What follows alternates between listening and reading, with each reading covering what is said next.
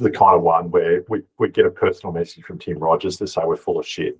So it's amazing we haven't done an episode yet on You and I, but for those that aren't familiar with the band, they're a much loved act here in Australia. A lot of bands that have come after them cite them as influential, and they've just been inducted to Australia's ARIA Hall of Fame. So today we're here to dip our lids to them. We love the band here at Indie Miners, but we're also a little bit more intrigued about why they couldn't have been bigger. We know that they never really cracked the international markets, in particular Hi-Fi Way. I'm really amazed that it didn't end up getting an international cult following.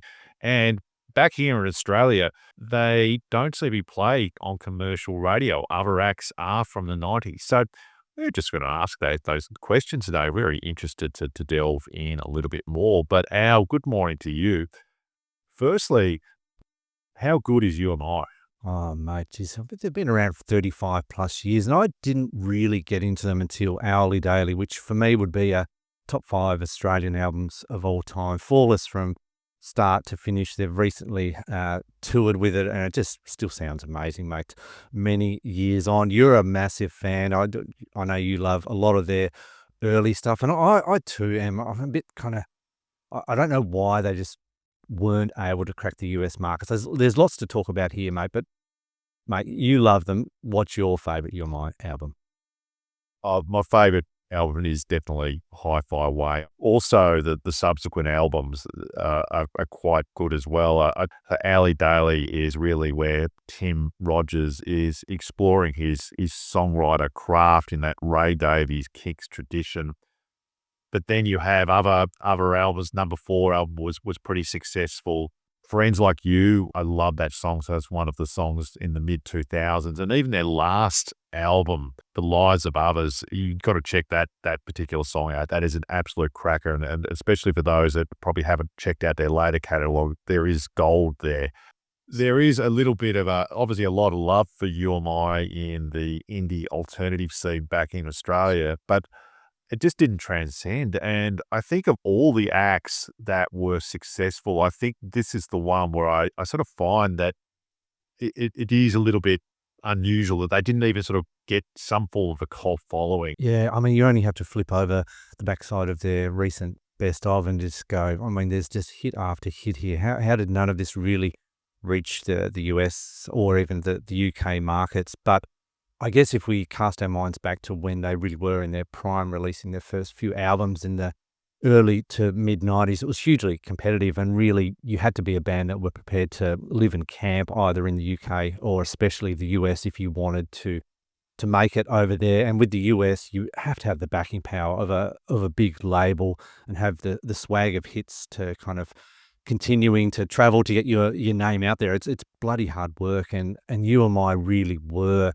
making their name in Australia and touring and writing albums and doing great stuff. And they really do have an interesting, narrowed Australian sound. And sometimes that really resonates with international audiences. So you've got bands like AC/DC, In Excess that really took off. But unfortunately, You and I really just kept that sound at home. Yeah, I think they were victims of their own success. They 100%. were very successful in Australia. This is a time within Australia that the youth network, Triple J, was probably at its peak, to be quite honest. So what that meant is that a lot of the youth in Australia were listening to Triple J.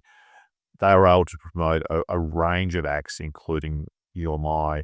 And it meant that they could go around Australia and pack out concerts, but if they ended up going to America, they'd be playing in front of maybe 20, 50 people. So you're not making the same amount of money as you would back at home. And that was really maybe a different setting to maybe what existed before the 90s. And it just meant that there probably wasn't the hunger to go out and grab that success. I know that they did try, and they went out several times to try and tour with these records. But I think also they did settle into much more of a late 60s, early 70s vibe with Hourly Daily.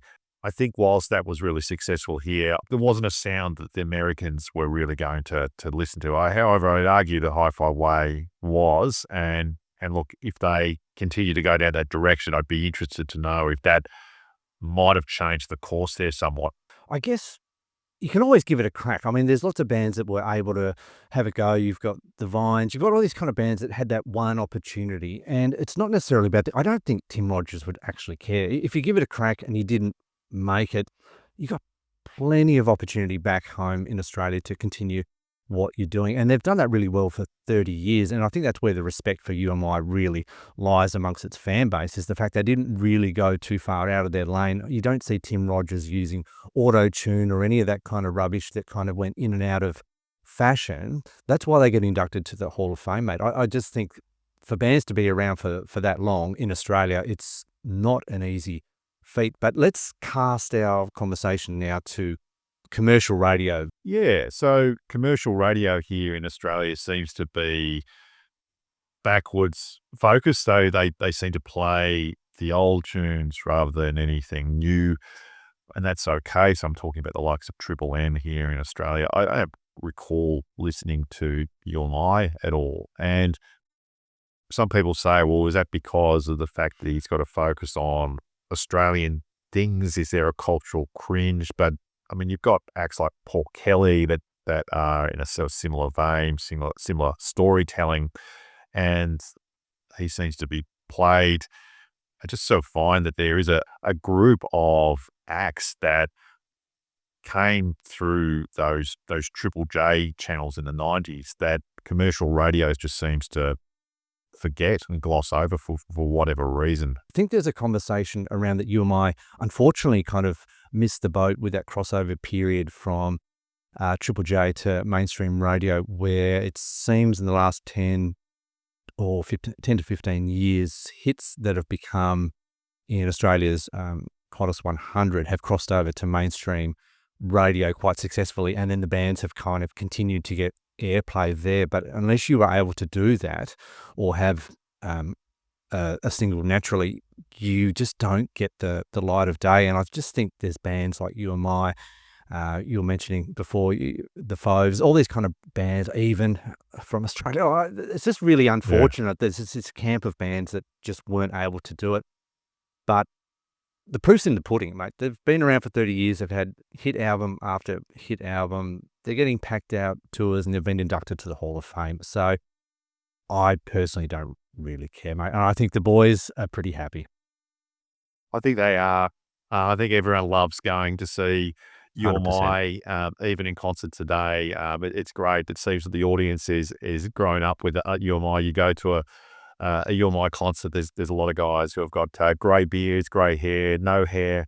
The same guys who were going to their concerts 30 years ago, and that's great to see, and I think that'll continue on. So let us know what you think on that particular topic. I sort of feel strongly that they could have been a little bit better. Like a lot of it, I think there's a little bit of unluckiness about it, circumstantialness about it, but at the same time, you do have to celebrate the band and what they've been able to achieve. So let us know your thoughts.